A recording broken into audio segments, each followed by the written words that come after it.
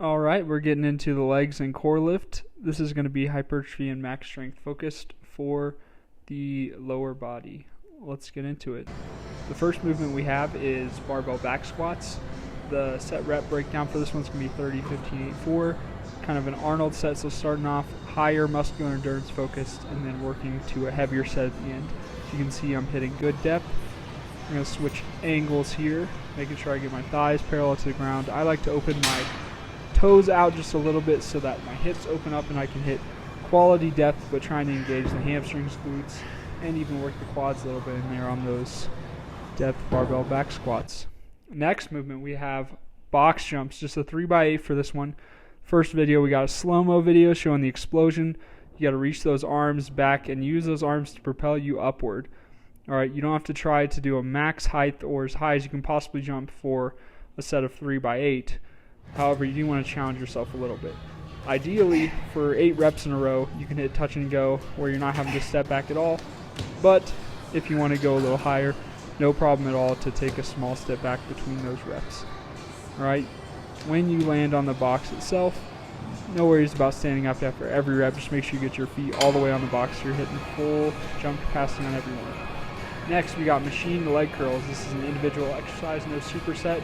You're going to hit it 3 sets for around 8 to 15 reps. Try to increase weight as you work on this one, focusing on quad strength. Next, you can see the hamstring machine curl, or leg curl.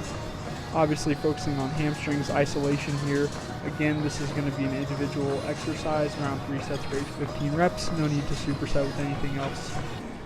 Next exercise, moving to some core. We have decline sit-ups with weight resistance. Your weight resistance you want high on the chest, and you want your whole back to hit as a single unit. You don't want to arch or flop back down on the bench. Have a slow descension and then a powerful explosive raise to really engage that core. Next, we have some Russian twists. Alright, I prefer to do Russian twists with a kettlebell if I'm going to do it with anything. That allows you to do a more challenging resistance, working the obliques and rotational core strength. Next, everyone's favorite, we got Bulgarian split squats.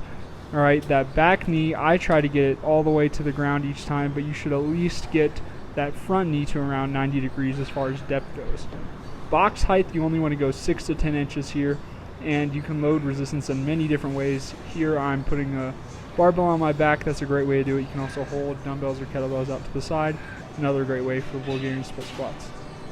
Next, we got walking forward and reverse lunges from a front rack.